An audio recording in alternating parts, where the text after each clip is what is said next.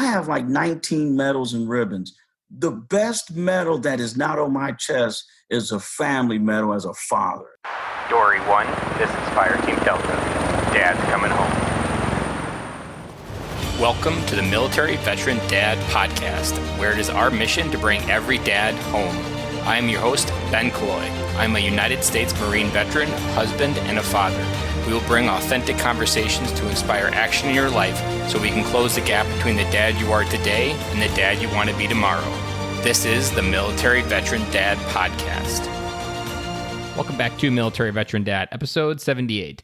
Today's episode is with Marine veteran Sergeant Major Mario Fields, and he served 26 years in the military with a wide variety of different things, and he served 2 tours in Okinawa. He served in the drill field. At the same time, he was a dad at the age of 19. So he was a dad for most of his military career, and he had to learn how to be humble, how to reach out and ask for help from others, and that wasn't something that was easy, and we dive into a lot of those areas here today. So this episode I know is going to knock you off your socks, so I want to get it right in there and get to it. So without further ado, here is Mario Fields, and I will talk to you again on the other side. Welcome to the podcast, Mario. Hey, thanks, Ben. I appreciate you having me on it. Gonna be honest, it feels extremely weird just calling you Mario instead of Sergeant Major. Like I feel like a little part of my Marine side just died because I didn't have to call you Sergeant Major. Instead, I just called you Mario. Man, I try to grow a beard, a goatee. I try to wear a hat. I didn't go as far as get a wig, but it didn't matter, man. People running to me like, "Oh, Sergeant Major." So, yeah, I earned it. So I'm good. So thank you. Well, I'm excited to have you on the podcast. We've talked a couple times now, and I've gotten to flirt with a little bit of your story. And so I'm really excited to share that story in full detail today on the podcast. So go ahead and tell the audience a little bit about yourself, a little bit about your family, what your life looks like, and what makes you an awesome dad. I don't know about the awesome dad. Mario Pierre Fields, Sergeant Major, retired, did 26 years in the Marine Corps. I got married at 19 years old and still married to this day. We just celebrated 25 years of matrimony. I have 2 kids, a daughter named Miranda. She turns 25 in June, and a son named Mario. The second, he turns 24 in Christmas. He's a Christmas baby.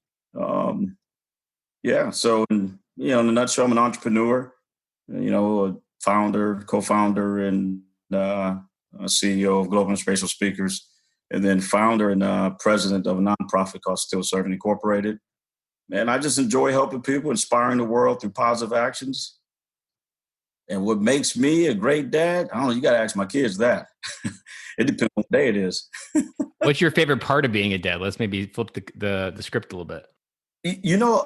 Honestly, it's in phases. So, when the kids are younger, there's not much feedback. It's one way conversation. You hope you're getting it right. Yeah, you just, hey, this is what you're going to do. Kind of like recruit training, Hey, shut up and get outside and give me some push-ups. But when they become young adults, you get real good feedback. Sometimes the feedback hurts, but I enjoy now being able to interact with them and to learn from them and grow, from their perspectives and learn what Dad thought was great and come to find out Dad is horrible when it comes to that stuff. So yeah, that's fun right now. It hurts sometimes, but it's fun. The truth sometimes hurts, but the truth is sometimes what we need to hear. It's almost like when I take a picture, I always think I'm at least 5'6". It's a matter of perspective. But when I look at the photo, man, I'm like, yeah, man, it doesn't hurt, but it's reality. I am 5'2" and some change. Yeah, and you get that extra half inch from the core frames. My orthotics. So I want to rewind a little bit. What brought you to the Marine Corps? What were you searching for when you raised your right hand? It's funny you mention that. I wasn't searching for anything. My brother, about 17 months older than I am, he just, out of nowhere, he joined the Navy. And I was like, you know what? I like how he just went to boot camp. He said he ran 1.5 miles. Wow, that's a long, that's good. And I want to do something different too. So I said, I don't want to be just like, I'll join the Marine Corps. I mean, he was calling me from boot camp. So I was like, boot camp can't be that hard. So I said, I'm going to try the Marines, do about 4 years, get some discipline, and then, go to school, and that's how actually how it started.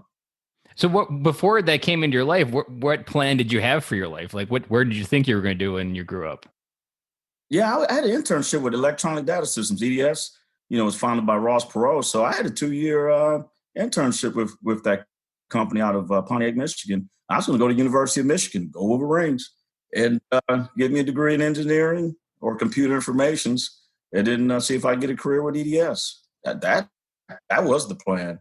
So do you consider your joining the Marine Corps kind of like as your first defining moment? Like that was where your life took a different path than you really thought that it was going to take, and that put you on the path where you are today, even though it wasn't where you thought you would be? Yeah, I would say that there was. I mean, I got down to Paris Island. You come from Michigan, there's no humidity. I mean, there's some humidity in Michigan, but it's not hot like South Carolina. And, so that alone, feeling that heat was a defining moment. Hey, I was like, if it's 2 a.m, Ben, if it's 2 a.m. and it's this hot, my defining moment was, I don't think I'm gonna make it. I'm gonna make it at high noon. Yeah. Like, good Lord, I've never felt this much heat at 2 a.m. in my 18 years of living. So that's what I felt when I went to Okinawa. It's like breathing underwater the entire day. Like somebody got a permanent mask over your face. Yeah, exactly. You break a sweat and you look like you ran a marathon just going up a flight of stairs. Right. Yeah. So, but yeah, joining the Marine Corps was a defining moment. And believe it or not, I was an honor grad out of boot camp. So, and trust me, that was not my mission, my goal. I was a meritorious Lance Corporal out of boot camp. So achieving that and just, really being third phase recruit Mario P. Fields, meritorious Lance Corporal, that's when I realized, all right, I'm going to embrace this. I don't know what the hell I've done, but you've done something right that they recognize. I think I did something right. So I'm going to just keep doing it. I like that. How old were you when you became a dad? I was 19. So what's the timeline? You joined the Marine Corps right after high school, and then you became a dad at 19? Actually, no, I got married at 19. Then my daughter was born right after my 20th birthday. So her birthday is literally 30 days after my birthday. So I turned 20 on May 6th, and then she was born on June 6th. So let's go back to that time frame. Was that Mario? Did he think that he had it all together, or was he still kind of humble to what the world had? And then you get this baby in your arms that calls you dad, or doesn't call you dad, but you realize it's your responsibility. Like, what was that like for you when you got that wake up call early on, when you're on this path that you didn't really know you're going to be on? You're growing in a way that you didn't really think you were, and then you get this thing that you can't control at such a young age. Like, it can wake you up. First of all, a lot of the NCOs told me I was going to fail, so that was already scary because they were like, "Oh, you're too young. Hey, Lance Corporal Fields, you're going to fail." I was like, "Well, thank you for that. Thank you for believing in me. Trust, thank you guys, and can I have another?" I can imagine you're the kind of guy that takes that and that's actually fuel for your furnace. Yes, Ben, you know me, man. The more chaotic and negative it gets, the more motivated and inspired I get. So, with everyone telling my wife and I, we were going to fail, the only thing I think they were really correct on is it's going to be tough and you're going to struggle. They were right. But I just said, I did it. I made a decision. What do men do? Men make decisions, and men make the best out of those decisions. So there was no Google back then. Yeah. No YouTube. No YouTube, so you had to pick up the phone and, use your parents and, wise people to get some advice on how to be the best you can be. And that's what I did when my daughter was born. So you hit on there something really important that I don't think a lot of dads today recognize, is you were humble enough to ask for help. Was that instinctive, or did you have some inner programming that was from your father or something that your life's going to be heavy, you need to ask for help? Or where did that come from? Because that's not standard programming for dads. Usually it's we can do it alone. I just believe in don't make the same mistake someone else made. I mean, I'm just a person, man, who believes in wisdom. Why wouldn't you ask the person who's done it before? Was there someone that gave you that insight? Or did you just kind of feel like that was kind of how you grew up and what you remember hearing maybe your elders say? I think a combination. I have friends that wouldn't ask questions and they would fail hard. And I was like, okay, where did they go wrong? Well, they didn't ask a question. So I think a combination of, having wise parents, but the combination of me failing too because I didn't ask, So as I got older, I was like, all right, what makes sense? If you don't have the answers, man, just ask. I mean, it doesn't hurt, especially I'm 19, 20 years old. Why not ask someone who's 70 or 80 or 60? They've been there and done it. Yeah. There's something like, I don't know exactly what it is, but like, I often ask a question of like, what advice would you write on a sticky note for yourself at some point in someone's past? And then I follow up and be like, would you have listened to that advice? And they're like, hell no.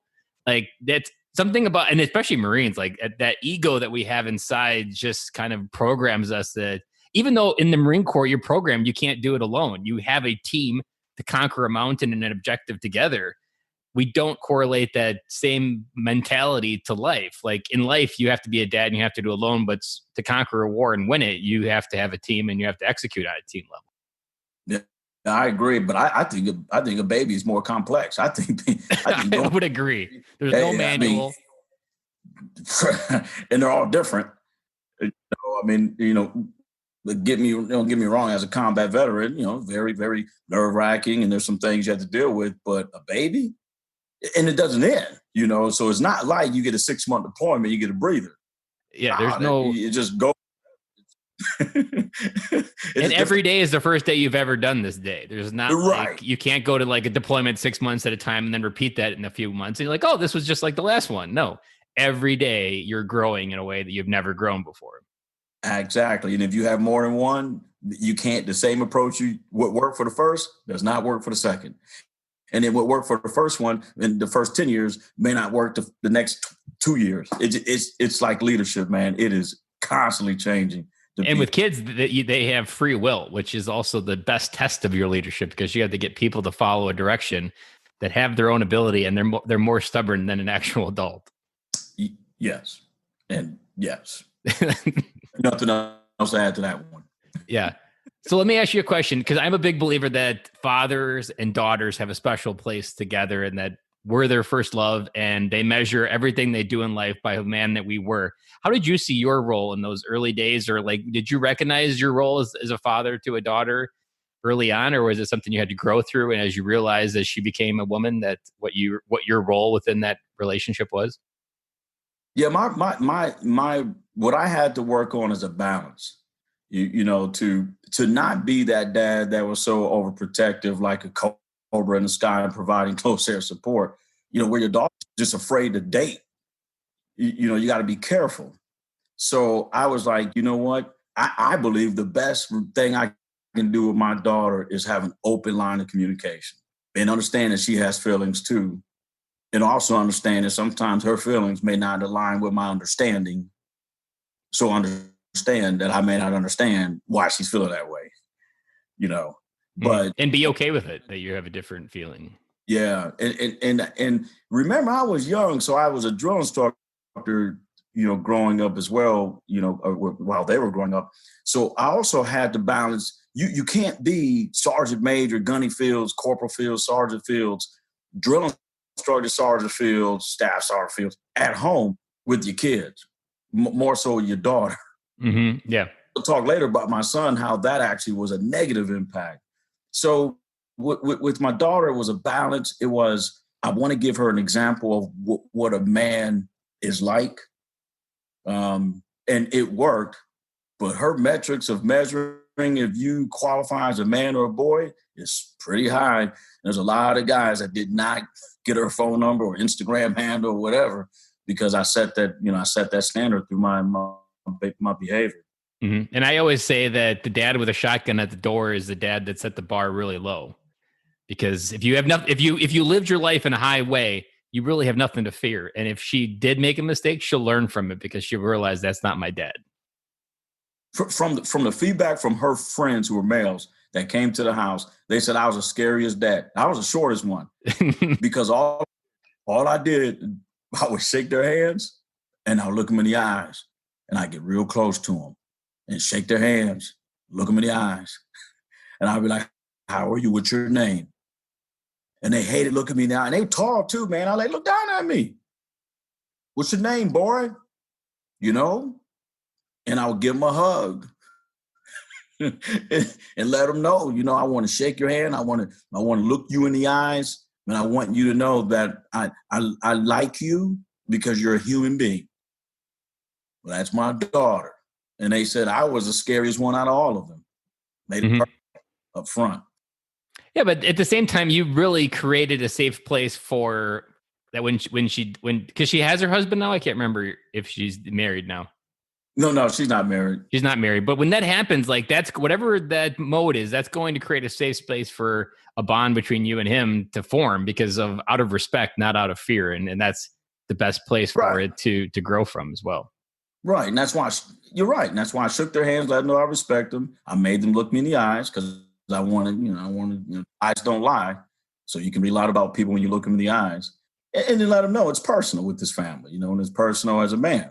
And if you be part of the family or be potentially my daughter's husband, it's going to be personal. You don't marry her, you marry us. So I have to ask before we go, and I ask about your son, how did you handle the switch from the stern Marine drill instructor to come home and be a soft bunny to your daughter? Like, because most Marines struggle to even acknowledge their own feelings. And I can imagine when you have to be in drill instructor, you're in on mode. You are in fierce, like you have to have the fear, not the fear of God. We have the strength of God in that room all day long. And then you got to come home and pretend like that person didn't exist and be someone else. Like, what was that like, that growing process for you, like with your daughter? And then we'll switch it to your son. My daughter, it didn't bother her. It's funny. You would think that if I came home with a campaign cover and get on your face, she'd go, oh my God. No, Miranda's like, yeah, that's good. Thank you. Can I have another? You know what I mean? That didn't bother my daughter.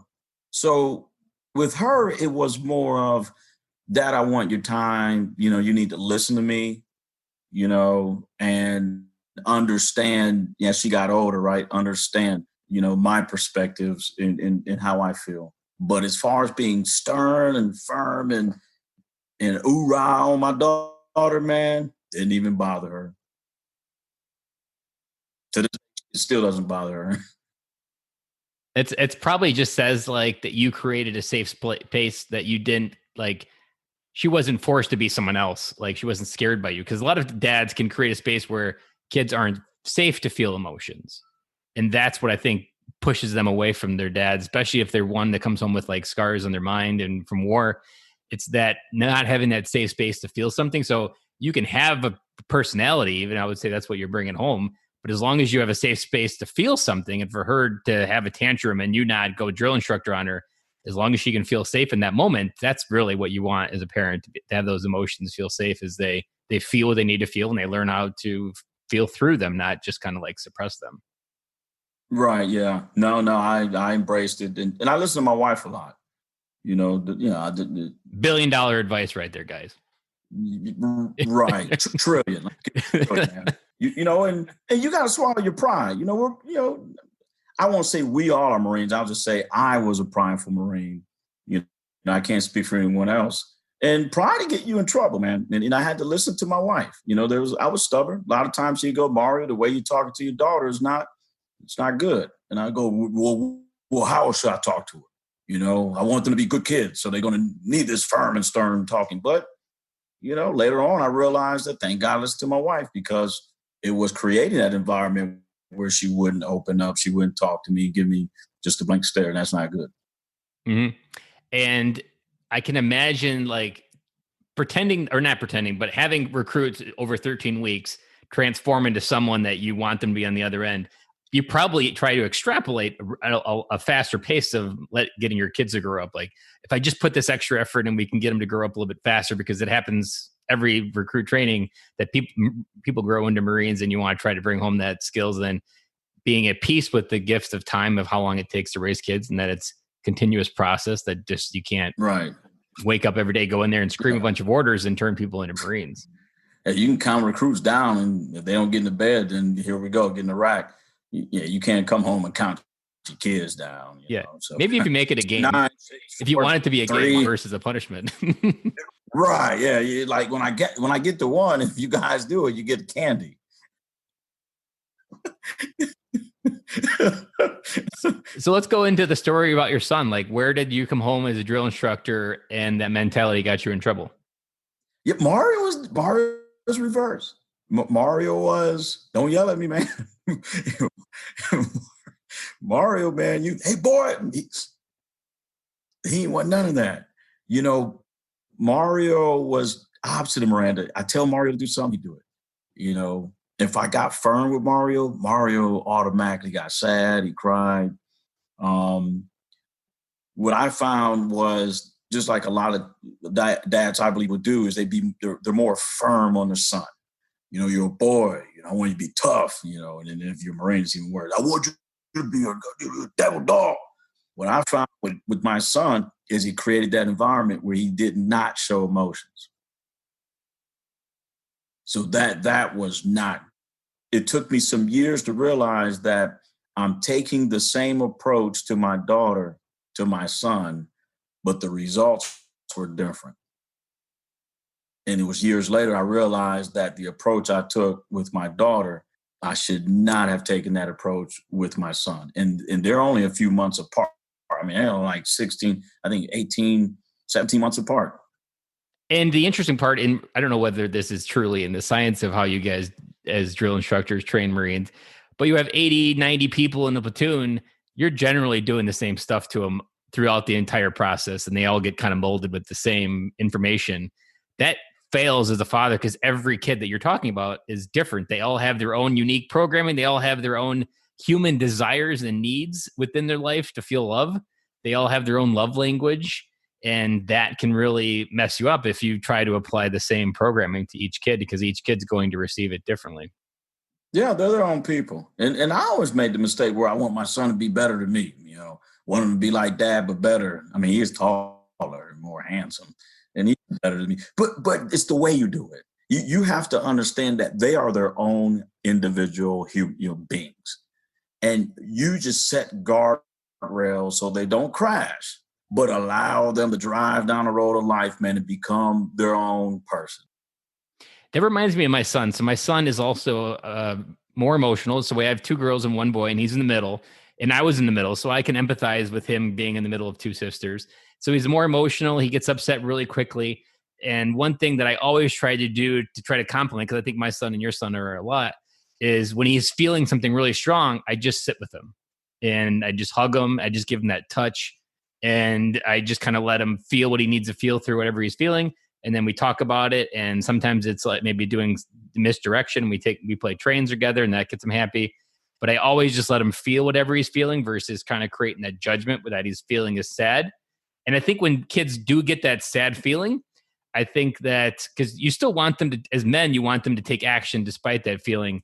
I think it's just important to constantly remind themselves, like, you can fall down and you can feel sad, but as men, you need to always remember to get back up. Like, that's more important than understanding whether you can feel or not feel. No, I agree. And let them know it's okay to cry, you know.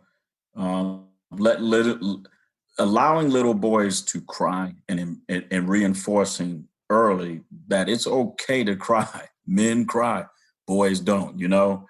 And that's, if I had a chance to do it all over again with Mario Jr., it would have been when he fell off his bike and started crying, it would have been embracing him and reminding him that that's cool, cry, get it out. Vice going, hey, dust yourself off, man, wipe those tears off, get back on the bike. It is a time and place. Yeah. But there were certain occasions I believe I had an opportunity to reinforce emotions as a young male, and I've missed those. So, yeah. And it's never too late. That's part of retired early. You know, I was like, man, you know, it's never too late to go back and you can't repair the past, but you can also not repeat. Which what most sons don't realize is it's never too late to start a relationship with your dad. It's never too late. I mean, you know, look at me. It was never too late to grow some hair, so I said, let me try it. Yeah. What was the reconciliation process for you and your son? Like, when did you guys start repairing, or when did you start working on? Was it when you got out of the Marine Corps? Was it that long that you realized this method was incorrect? Both of my kids. I would say the repair process for me and my adult children was when I retired last year, and listening. Now I can slow down. I'm not busy. I'm not deploying. I'm not answering the phones throughout the night. And it was the first time in my life that I actually was able to take time for myself, but give it to my actual kids, quality time, where even though I was in the room, I wasn't in the room when I was on active duty. But now that I'm retired, when I'm in the room, mentally, physically, emotionally. So to me, that the last 12 months, that has been the most important part of our reconciliation for both of them.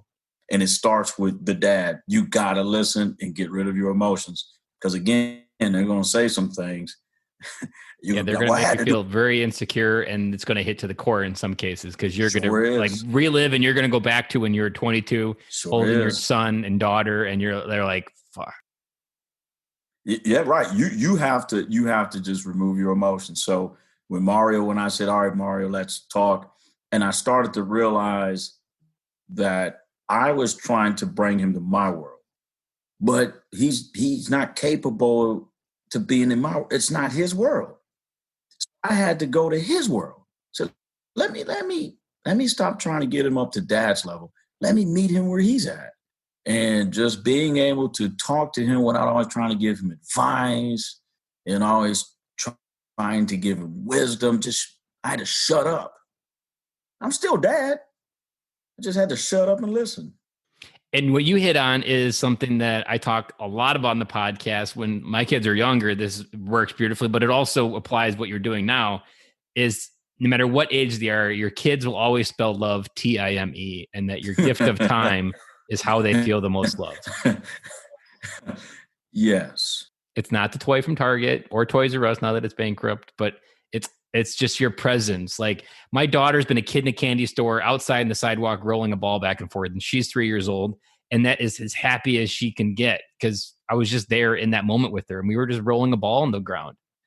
It was something super simple, and we overcomplicate it so much, trying to over-engineer, make it perfect, think that we need one more thing to kind of like be loved by our kids, when really all they want is your presence and your gift of time, which is what you're stepping back into now.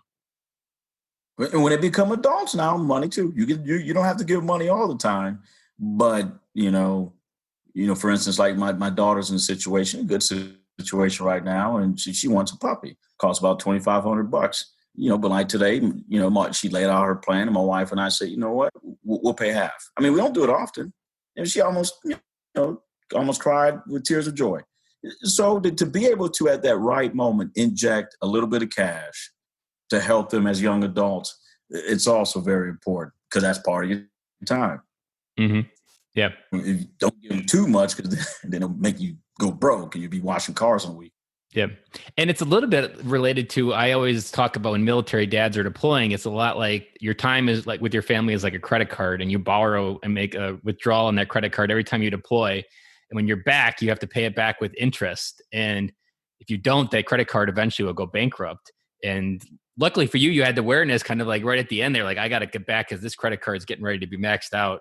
And now you're coming back in and repaying it with time, but then also a little bit of the financial of giving them that gift that lets them know, like, hey, I want you to feel successful and happy, and I'm there to make sure that you're supported and loved. Yeah. Ben, it's a great analogy. One of the most moving statements my daughter said to me last year, she said, Dad, we understood that you were a Marine, and we understand that someone's got to protect our nation. She goes, but it feels good now not to see you giving your time to everyone around the world. Now you can actually give it to us. Her statement. And I was like, wow. She goes, for 26 years, as long as I can remember, we were okay with it, but we watched you on countless times, give all of your time to everyone in the world but us, because you were a Marine. But now you're done, and now you can give it to us. Mm-hmm. That's like, beautiful. You need to call me twice a week. And you're hitting a note right there that military kids understand more than we give them credit for. Yeah. Yes, they do. And we don't acknowledge that even though they're not adults, they can think in an adult way, because many cases military families deal with adult issues. They deal with things that most kids don't ever deal with in their life. The idea of dad not coming home, the wonder of dad's coming back home every time, the gift, like the being gone for 9 months. Like there's not any other family that really deals with that feeling, but kids do. And then come back and go again. Yeah. And the part that I commend you for is most dads get caught up that your service is noble sacrifice, and they just completely go all in, and it becomes like a drug that they just invest all their time in their service and avoid the family. When you were present, you were at least being the best dad that you could be in those moments. But a lot of dads, it's like a workaholic, like being the Marine, any military service, because it's noble. Oh, I can just work all this time and hide, and no one's going to call my bullshit. But it's the consequences are still just as real, whether it's a noble sacrifice like the military or whether it's a corporate job that you stay till 8:00 at night processing emails. It would help me is kind of what your podcast is doing, Ben, and it's invaluable. I love what you're doing. What helped me is interviewing, and I asked a lot of people, like a lot of veterans. You know, when I first came into E9s and E8s, they were Vietnam vets, but I asked them a lot of questions on where did they fail, and then I actually, believe it or not, I actually asked a lot of questions for people who had broken relationships with their adult children, you know, and things of that nature. But I would ask them, like, hey, where do you go wrong? Like, what happened? What happened, you know, Sergeant Major Master Gunny, if you don't mind? You know, I know this little Lance Corporal 1 ribbon is asking a question, but I'm just curious, George. And the one thing that everybody, I still remember, used to say is communication. Like they were so all in that they did not listen and hear what was being said from the children. So to the point where when they retired, there was no relationship. Mm-hmm. It's like your marriage. Like I've heard stories where if you invest all your energy on your kids and you make them the most important part of your life, when they leave the house, you're living with a stranger, and you forgot that this commitment with my wife is actually a stronger commitment and longer than the one with my kids. Like your kids are going to betray you. It's guaranteed result. Like they're going to leave and you're going to be left with the person that you started your life with. And you've got to make sure your priorities are straight. And by the way, when they do betray you, it's actually a good thing, because once they're gone, man, and you got the house to yourself, simplify. Yes, exactly. And you can start the next season of your life, and you've always kept that foundation, and now you can just really grow it even more. And the beauty of the love that you've created over the last 20 years or however long it took for your kids to leave, that can really blossom, and you get to go into a whole nother season of enjoying your marriage. Oh yeah. Yeah. I mean, it's a little transition phase, but after, you know, for me, it was only 48-hour transition, but you know, but no, yeah, once they leave, you know, that's actually, you feel successful, you know, because you were able to set this condition where these babies were able to develop and grow personally and professionally until these adults, and then now they can fly out the nest and start to do great things. Mm-hmm. And now you just get to wait for grandkids, which is the key to parents' happiness. Give them grandkids, and they're as happy as a kid. And I'm having some technical difficulties. Sorry to scare you there for a second. Well, the cool thing about grandkids, and we know they'll come, you can give them back.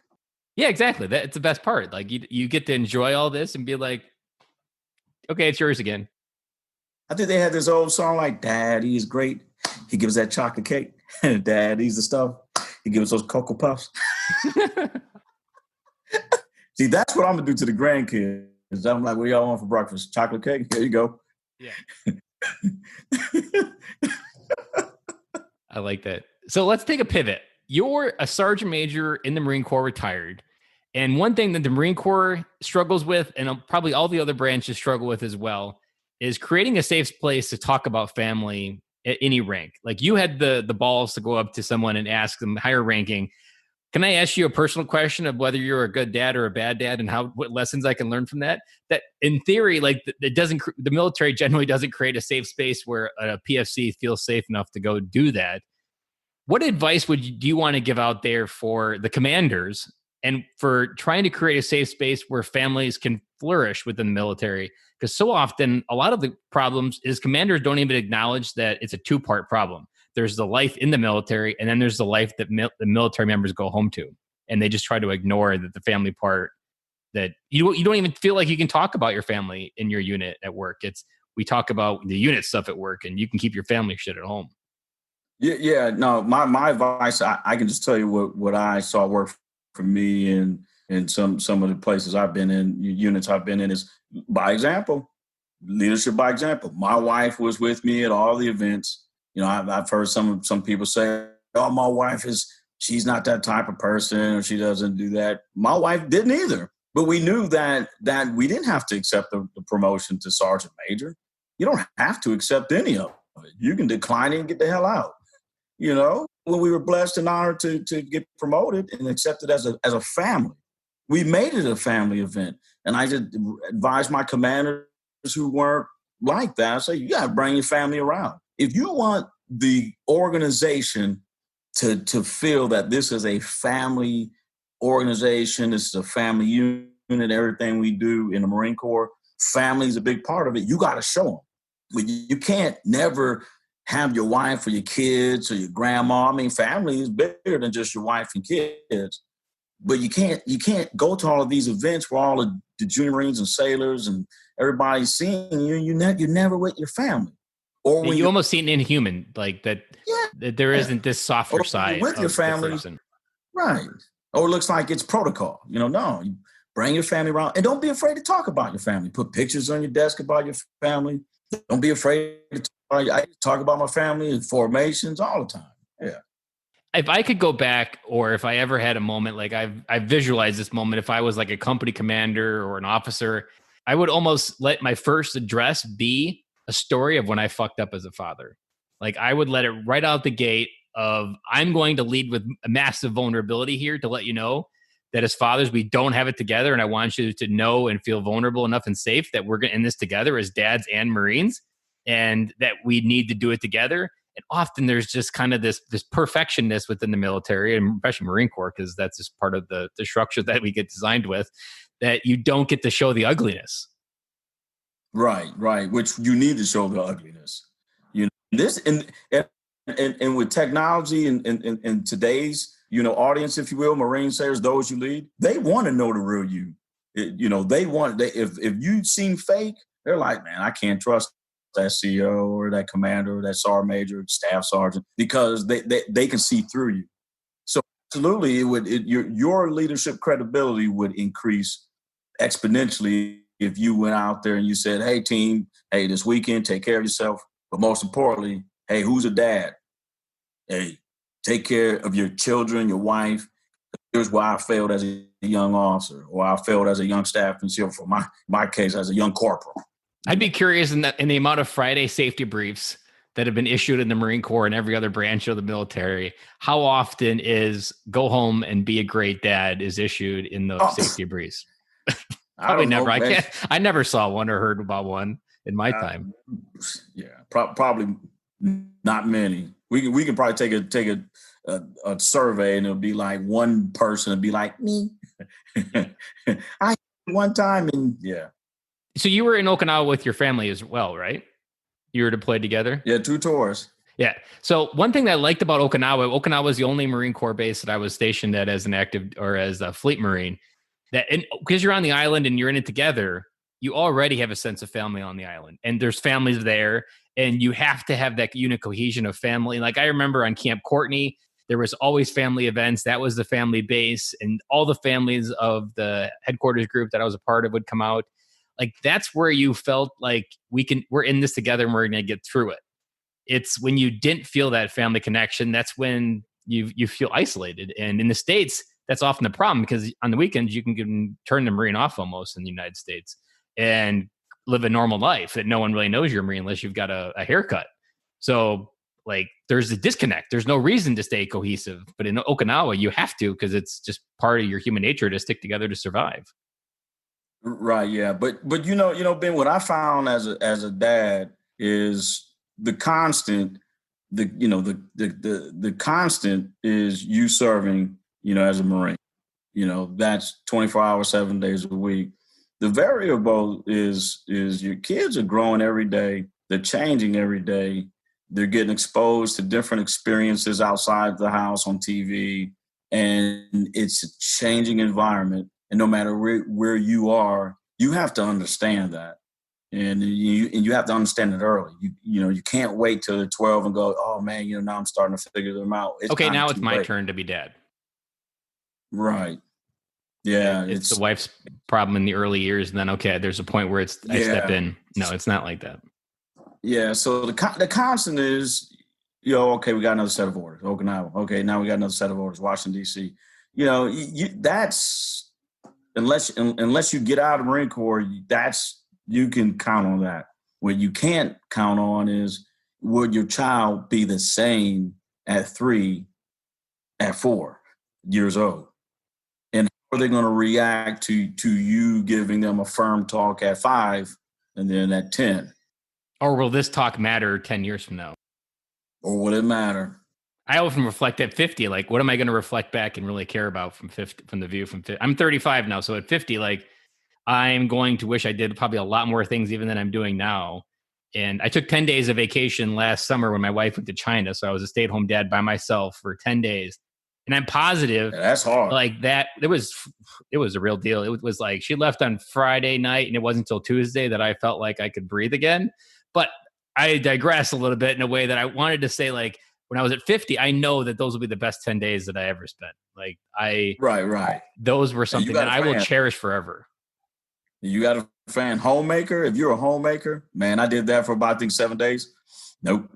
It's the decision making, like the consistent, like the amount of decisions you have to make every day by yourself. Like I would punish at 12 and I would forget what punishment it was by 3 because I was just going so fast in my head trying to, okay, I got to do the laundry. I got to do the dishes. I got to get their lunch ready. I got to get dinner ready. If I don't pull something out in the morning, dinner's not ready. By the way, life still happens and we're trying to stay entertained. Like it was a lot and it never gets easy. But now that I'm at home more now since I lost my job, like, it's almost like I was preparing for it last summer and now I just get to kind of step into it, breathe it in and live it even more. And what you're hitting on also is the switch that your service is just a matter of a time in your life. And the one constant that even continues past your service is your family, which is why at the bottom on my logo, I have it cemented, our legacy is our family. And that's often the problem with most military members is they stay fixated on their service. Why did my friend die and I lived? What did my service mean? What did it mean when I went to Iraq? Did that even matter? Like it's all over. Like the one constant that always is continuing to evolve is your family legacy and how much you invest, how much you help them grow, how much do you help them become great adults? Like that's where your effort is spent. Even when you're in the service, like your family is still your legacy. That's where it's at. When you drive down the road of life, man, you got to look out the windshield, not the rearview mirror. And a lot of guys, you know, the longer they stay in, not even really, some of them only do 4 years. They struggle bad because they lived their life in the past. You know, like you said, oh, could I have avoided that IED? Man, that happened. Life happens. We can't even change what happened at 1 o'clock Pacific Standard Time, right? You know, it happened. But what you can change is the current situation and inspire and try to, you know, make things better for the future. And right now, again, when the smoke clears, the uniform comes off, all your medals and ribbons are put away where no one cares. Guess who's still with you? Hopefully, your children and your wife, if you're married. And they're still thinking you're as their hero. Like that never stops. No matter whether you had a bad day or not, your kids will still look at you as your hero. They'll greet you at the door in the same energy, whether you had a bad day at work or a great day at work. Like that's the love that continues and fuels you through, not all these crappy thoughts that have no real answer. Nope. Right. I mean, you know, I do I run the public speaking company. I mean, I can get up there and give a horrible speech. Kids would be like, Dad, you know what? We're going out to eat some steak tonight. We celebrate. We still, where social media might go, you know, Sergeant Major Fields is losing his edge. He's not as crisp anymore, you know, and next day, now I don't have 1,000 followers. Now I only have 10. At least I know Ben would be one of them. And you're speaking all the right things that I love deeply about legacy and that matters and the hero when you walk through that door. Those are all things near and dear to my heart. Matters. I have one question though, as I was thinking through the entire timeline. What have you been hungry for that's allowed you to achieve all the things that you have in your life? To go from a Marine that just kind of joined to go to one that led other Marines and become Marines as a drill instructor, to grow into a sergeant major that has YouTube videos where your energy is ready to jump out of your skin.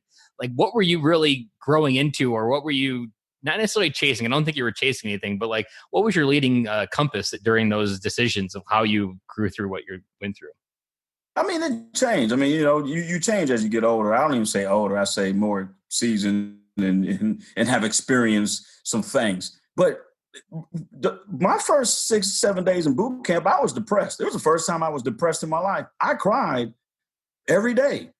So, you know, I want everybody to understand, it's not like I went down to boot camp like Private Snowball from Full Metal Jacket, even though that was my idol.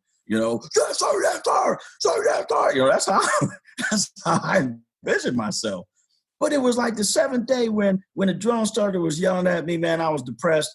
And I said, well, I remember my dad saying, the difference between a man and a boy is a man makes a decision, and then the man is just brutal, right? A man will just make that decision the best they can make it. Where a boy just go, I quit. Same for me. So it was that day, like the seventh day in boot camp, I just turned it. I said, you know what? I'm better than Private Snowball. I don't know how my life is going to end, but I know we get one life, we get one shot. So I'm going to work my butt off every single day. So if I die tomorrow, they can say that guy right there. He was focused. He was motivated. It didn't even matter if he had to clean a porta potty. He was the best porta potty cleaner we ever seen. I rest his soul. And that's what started to drive me at 18, and it still drives me to this day. That's it kind of, I agree that it is kind of your defining moment, because there was almost kind of like the little flame in the fireplace that's just there to keep the flame on. And really what boot camp did was just pump the gas and lit that flame up of that inner passion, that inner desire, and lit up Mario Fields in a way that really never stopped. Like your furnace is still running. Through depression too. through depression, chaos, heat, humidity, language I couldn't understand. Ready, boo. What did he just say? Well, what was that? Is that a South Carolina? I mean, what the heck is he talking about? And of course, I was a drill instructor, and I'm even see the command. Yeah, and you're like, oh, I guess that's what he was saying. And I felt the same way. So in boot camp, I said this. I went being a guy from Wisconsin, growing up at a farm. I never had a lot of people yelling at me in my life. I wouldn't feel like I had a very resilient mindset. And I went in, and there was a lot of thugs kind of guys that had a rough bringing. So boot camp wasn't that hard for them, or they projected it was. But for me, it was a struggle every day. And I remember it was up north in Camp Pendleton, and we were at field week, and we were sitting outside and eating a MRE. And there was something going on. We had to eat an MRE by a certain amount of time, and I didn't. And I got the platoon in trouble for it. And I just started crying, because I had just felt overly whelmed with the emotion of feeling kind of just not good enough. And that was a feeling that I had kind of felt most of my life now looking back.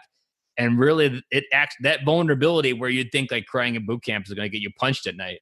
Everybody actually got around me. Like the squad leaders then started looking out for me. They helped me get through it. And we actually banded together stronger through my crying moment in boot camp, which you think that you're not supposed to cry in boot camp, but it happens. And the exact opposite happens. Like you don't get beaten up. You actually, like, the team comes together stronger. And that's a good lesson for life. Like showing vulnerability is actually a magnet, not something. Yeah. Powerful trait. And it's, Ben, it's those moments, moments of despair. That's when I believe like your true character will come out. And if it's something that hasn't been tapped into yet, it's going to come out. Conversely, if you're doing great and then the circumstances roll in that are challenging and all that good stuff, and you just fail, well, now you just learn something new about yourself and you have an opportunity to get better. Yeah, you learn a whole bunch of weaknesses in boot camp, and, yes, you do. And a lot of times, like, you don't really understand that you're ready to overcome them, but a lot of times they're just seeds that you later in life will overcome. Like, I feel like the Marine Corps for me was a great exercise in really showing what I was capable, but I didn't necessarily move to the point where I was executing in that capability until almost even just a few years ago. Like, and even this year, I feel like I'm executing on some of the things that I started working on in the Marine Corps, and I just really wasn't acknowledging. And now, so it's all part of the process, and you have to really look and not judge it incorrectly, because you can easily get depressed, like, oh, fuck, I'm just still a bag of ass. I still haven't figured out how to be a good Marine, whatever that means. It's just a part of life that you're figuring it out, and everybody has different stages of it. But Ben, but one thing I will say that boot camp taught me is it's okay to fail, just to get back up and do it again.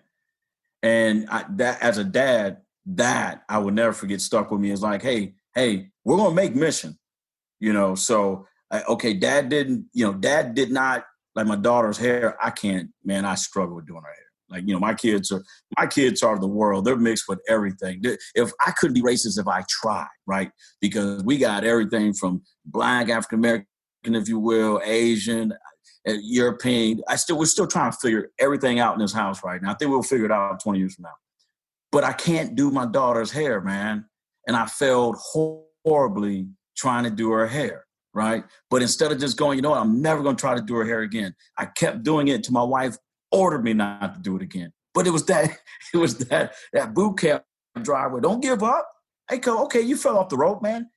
Get some chips, put some of those chips in your hand. Get back on the rope. You'll get to the top by the time you graduate.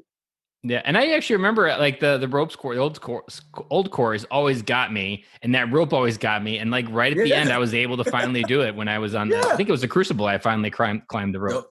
And I bet you touched the top. It was like, say it, Drill Instructor.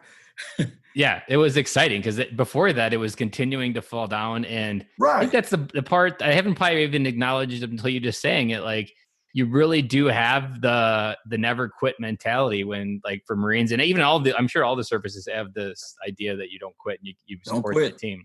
No matter what. Don't honor that idea enough. Even if it's your daughter's hair, you can't do it. Don't quit.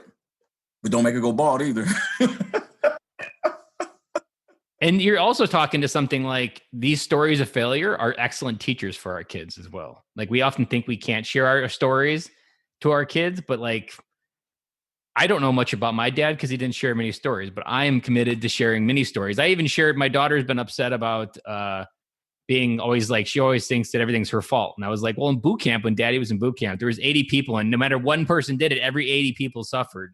So you're always going to have these. And she was really curious. She asked like 5 questions about that experience, additional than what I told her. She really got into that story. And as military dads, we have such great stories. Like, we're stupid to not try to use our failures and screw ups as teachings for our kids. Until you tell too many stories. And then they're like, Dad, you already told that one 3 times. I would love that feedback, because that meant that I was really living in the teaching dad and making sure that they understood how to grow up and not make the same mistakes. And if I die, they know who I was. That's something also most people don't spend a lot of time doing. And just like that, your dad can be gone and you don't know anything about it. You know, one of the things, I'm glad you brought that up, Ben, because again, when I, retired last year, I got a lot of plaques. And I mean, I have a lot of plaques. And I say, you know what, guys? Hey, team, I'm going to take some of the ones that have pictures, or ones as I get older will resonate in memory. But some of these other ones, I got to store them or something. My family was mad about that. My daughter and my son was like, no, you're not getting rid of anything. You keep them, because when you go, we'll restore them or whatever. But I just didn't think they felt that way about me, my career, my plaque. So you're right. It's just things that you just learn, man, that you just think, it's nothing. And your kids are like, no, that's amazing. And you're speaking to something that I've talked about a couple times, is when you leave these little breadcrumbs and you do pass or whatever, when it's your time to pass, these are things and memories of how they reconnect with what, like, if they're in a moment where you're no longer around and they have to figure out, what would dad do? They're going to find one of these plaques and think of a memory like, yeah, that was the time we were in Okinawa and we were out hiking and dad told us this story. They're going to use a lot of that stuff to reconnect with those memories, to relive how dad lived, and to make sure that they can understand how to live a great life themselves. And if we take that away from them, we're losing a huge part of our legacy. Totally agree. Had to tell myself, Mario, it's not about you. Had to talk in the third person, Ben. It's not about you. It's about about them. Yeah. Maybe a better man. They may be taller, but that's okay. That's a matter of perspective. Yeah. But honestly, I like to use humor. But maybe a better man, better father. And I feel like I'm the best dad today, with a almost 25-year-old, 23-year-old than I was years ago, because of the feedback. Because I am in a position now where I'm open-minded, right, and willing and able to listen and change. And that feedback has been invaluable over the last 12 months. I wholeheartedly agree that feedback is a gift, and we don't honor it enough and be thankful for it when we do get it. Even if we don't want it, we need to accept it, because oftentimes, like, your wife can give you feedback and you're like, that's just bad advice. And really, all feedback is good feedback, and you really try to figure out, okay, that's what she's seeing when I do this. Like, you have to try to dig into that, and you have to treat it as a gift. Absolutely. Remember, you're the one who's always. I was putting together yesterday or 2 days ago, putting together a little shelf in my wife's office, and she was just staring at me. I mean, I'm like, what? Am I still handsome to you, baby? I mean, I still got it. She's like, it's so weird to see you actually putting something together. Feedback. I never thought that I was so busy. I never had the time just to really put something together. And feedback. It's feedback, and it probably just heightens your awareness for those moments going forward, because your wife will probably really feel loved when you put something together, and you probably would never have actually paid attention to, like, my wife's new love language is when I put IKEA furniture together, because that's what she did for 26 years when I was too busy. Right. She was the plumber. She was everything. And then I was waiting for her to say, and you're still handsome. That came later, but I had to just the validation there. Well, Mario, I've absolutely loved this interview. It's been like living a whole bunch of memories with our conversation. It felt like we were friends forever, even though we've only been friends for a week. What's one parting piece of advice you want to leave? If you can gift wrap all the advice into one final thing that you want dads to take away as a takeaway from your life, what's that piece of advice you want to leave for dads? Yeah, one piece of advice I would like to leave for dads is, first of all, honor your position as a father.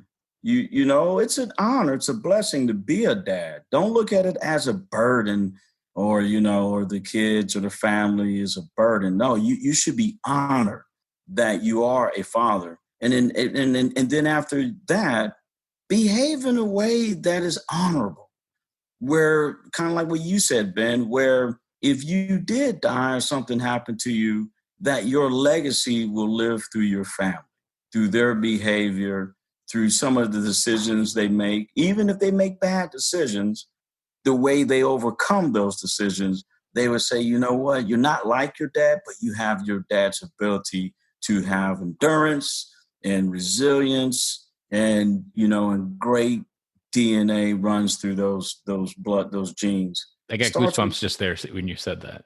Yes, and it's an honor, it's a blessing, and so take it as it's the best award. I have like 19 medals and ribbons. The best medal that is not on my chest is a family medal as a father. As a father, they can create a father medal. I would wear that thing and throw all the other ones away, saying that you're a good dad, and give me my medal. I would walk around at the beach in a tank top with that medal on.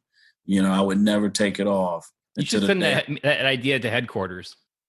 Yeah, I might. Because it'd be a great networking event at the Marine Corps Ball. You kind of just look for the stripe that says he's a dad, so that way you can share a beer and see what lessons you can learn from him. Now, I'm right. You got the good dad medal. You got a good conduct medal. You need a good dad medal. So that's my parting words is that for the team and all the listeners. I love that, and it's every time when I think about, if I'm not here and if I can gift any of the tools to my kids to help them relive the way that dad lived, or to understand how I lived, or what would dad do, I feel like that's when I'm winning the most, because after I'm gone, they're really going to need whatever I want them to understand.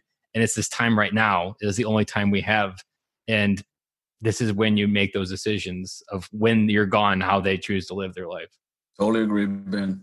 Well, Mario, it's been an absolute pleasure getting to know you. If people want to connect with you, because you have some great social media, where's your favorite social place to hang out, and where you're most active on that people can connect with you?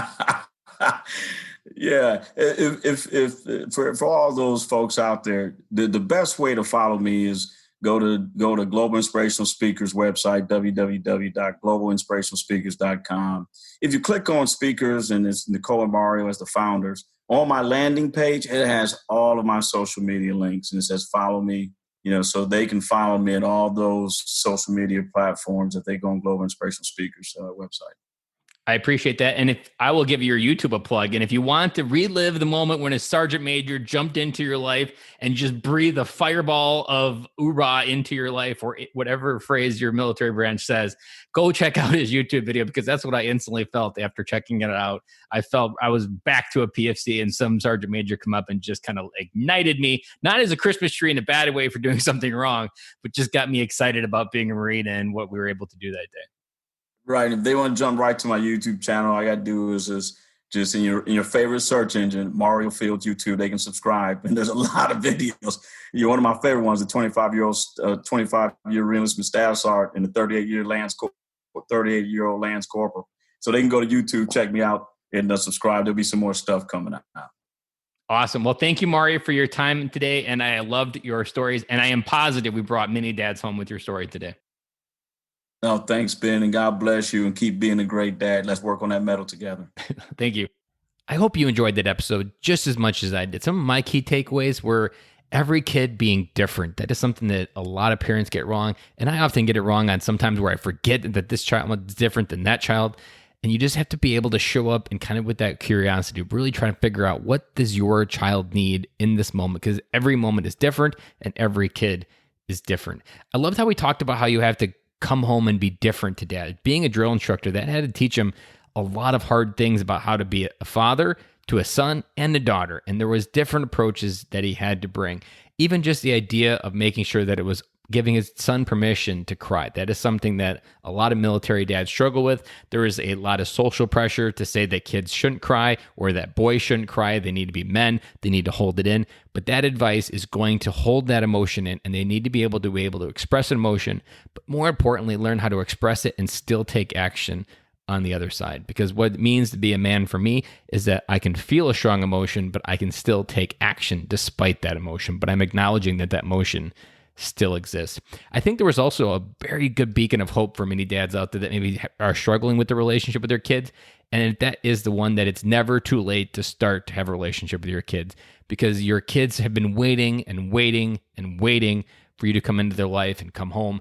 And just like his story, his daughter was waiting and waiting, but she knew it was okay. She knew the process that dad was going to come home after his service was done. And now that he's home, she wants him in his life. She wants to have those conversations, and it's never too late. That was something that was really, really impactful. And I loved how we talked about your kids are changing every day. Don't just assume because you figured it out today, you figured it out tomorrow. Like if it was that easy, most parents would probably figure it out in the first week of being mom and dad. But it's not. Every day, every season, every challenge has a different perspective, has a different angle you need to take to it. And often the one that I find that I use the most is the one where you just approach it in a way that is you're approaching it with curiosity. Like, what can I learn from this moment? How can I help my child understand what they're feeling in a way that helps me understand what they're feeling? Not go in and try to bring judgment or shame or any of those different labels that we often use. Don't forget to check out the show notes. I have all those links down here. He's got an amazing website. He's got amazing passion and connection. He also posts some great stuff on YouTube. Check out his LinkedIn profile, his Facebook profile is down there. I really hope this episode hit you as much as it did for me. And I will talk to you guys again on Friday.